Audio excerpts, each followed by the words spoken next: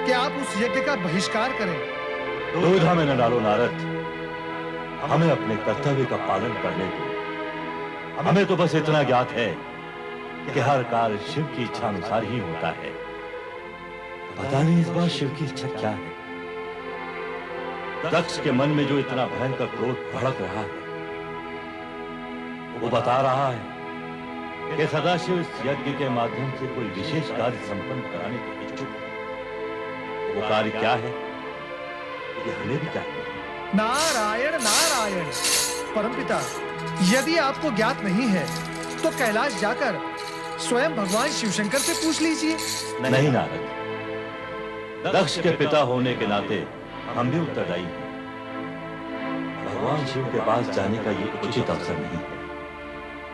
हमें स्वयं श्री हरि विष्णु के पास जाकर इस विषय में परामर्श करना है। जैसी आपकी इच्छा, परंतु मैं इस अनर्थकारी यज्ञ को रोकने का पूर्ण प्रयत्न करूंगा।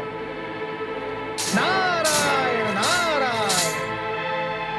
देवादिदेव महादेव ने प्रयाग यज्ञ में दक्ष को श्राप न देकर अपने पराग पर ब्रह्म होने का परिचय दिया है, परंतु उस अज्ञानी दक्ष को यह ज्ञात नहीं कि शिव का सम्मान संपूर्ण त्रिलोकी का सम्मान है और शिव का अपमान संपूर्ण ब्रह्मांड का अपमान है। दक्ष को तो मुझे अपना पुत्र कहने में भी लज्जा आती है, लज्जा। चतुरानन, जिसे लाज आनी थी वो तो सर उठाकर घूम रहा है। दक्ष मेरे पास आमंत्रण लेकर आया था। उसने स्वयं एक और महायज्ञ का आयोजन किया है। आप वहां जाएंगे नाथ? अभी कोई निर्णय नहीं किया। हे नारायण, मेरे विचार से तो हम दोनों को वहां पहुंचना आवश्यक है, क्योंकि हो सकता है कि यज्ञ के आड़ में दक्ष शिव विरोधी कोई नाटक खेलने जा रहा हो। प्रभु, ब्रह्मा जी की बात में औचित्य है। मैं भी उनकी बात का समर्थन करती हूँ।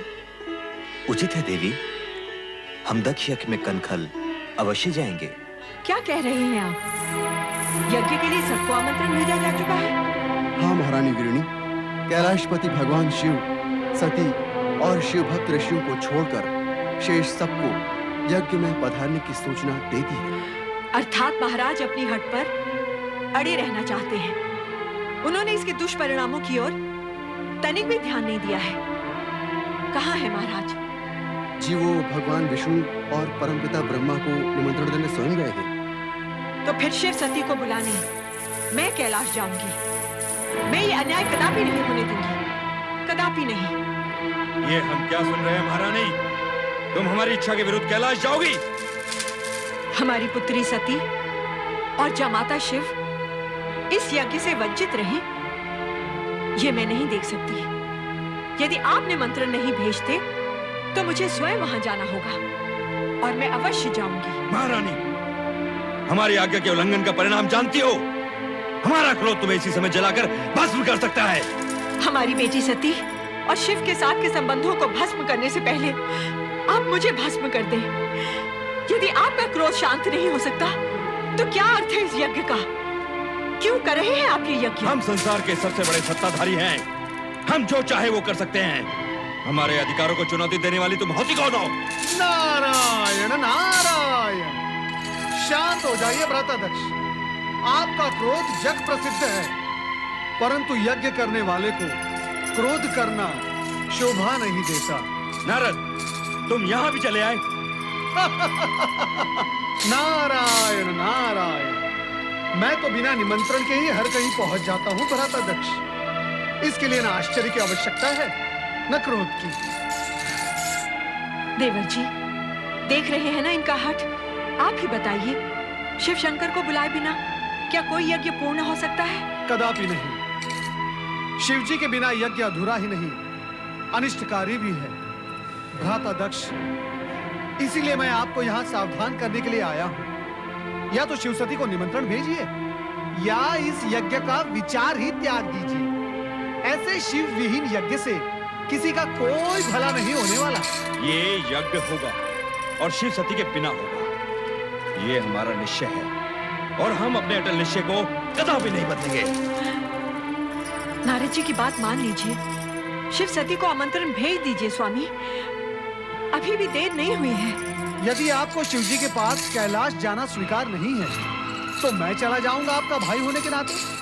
भावज वीरणी की बात मान लीजिए भ्राता। एक तो तुम बिना बुलाए हमारा क्रोध जगाने यहाँ चले आए हो, दूसरे यज्ञ में हस्तक्षेप करने का साहस कर रहे हो। नारद, हम कहते हैं चले जाओ यहाँ से, चले जाओ। आप ये क्या कर रहे हैं स्वामी? देवर्षि नारद आपके भ्राता होने के साथ साथ सबके पूज्य भी हैं। नारायण नारायण। विनाश काले विपरीत बुद्धि। किसी ने ठीक ही कहा है, जब विनाश समीप आता है तो बुद्धि भी विपरीत हो जाती है।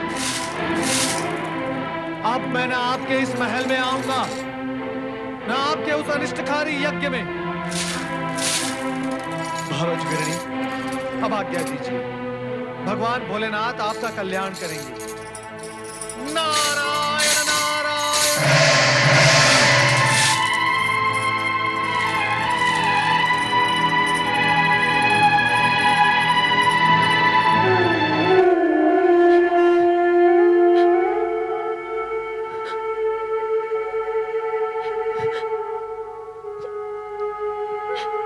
सती, तुम यहाँ अकेली क्यों बैठी हो?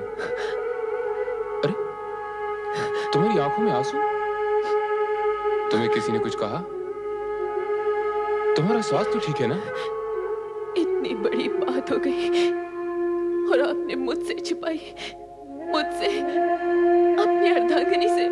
किंतु यदि नंदी न बताता तो मुझे ये ज्ञात ही न होता कि मेरे पिताश्री ने उसी पर इतना विश्वमन कर डाला जिसने सृष्टि के हित को ध्यान में रखकर विष को अमृत समझकर पी डाला। क्या उन्होंने ये तक नहीं सोचा कि स्वयं एक शूद्र सी चींटी होते हुए मेरे आकाश नापते पर्वत से स्वामी से टकराने का फल क्या हो सकता है? विसार दो सती, विसार दो सारी कड़वी बातें जैसे मैंने विसार दी। कड़वाहटों के स्मरण से मन मस्तिष्क दूषित हो जाते हैं। तुम्हारा सदा प्रसन्न रहना ही उचित है। सती, भगवान शिव शंकर को चंद्र का प्रणाम। अरे सती, तुम यूं ही खड़ी हो? हम तो तुम्हें साथ ले जाने हेतु आए थे। कहाँ? पति प्रेम में तो तूने सभी को विसार दिया है सती, अपने मायके, अपने माता पिता, सबको। बात यह है कि हम लोग यज्ञ में सम्मिलित होने दक्ष महल जा रहे थे। सोचा आप लोगों को भी साथ लेते चले, किंतु आप लोग तो अभी हमें पिताश्री ने निमंत्रित नहीं किया। ये कैसे हो सकता है कि हमें तो आमंत्रित करने वे स्वयं आए और तुम्हें विसार दें? यज्ञोजन कोई छोटा मोटा काम नहीं। हो सकता है व्यस्तताओं के कारण इस महत्वपूर्ण कार्य का स्मरण न रहा हो। मैं अभी जाकर स्वयं उनसे पूछकर निमंत्रण भिजवाता हूं। तो हमें अब आज्ञा दीजिए।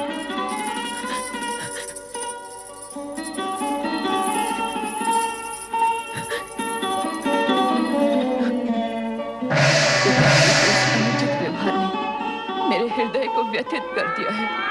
मैं स्वयं नहीं समझ पा रही हूँ कि स्थिति का परिणाम क्या होगा।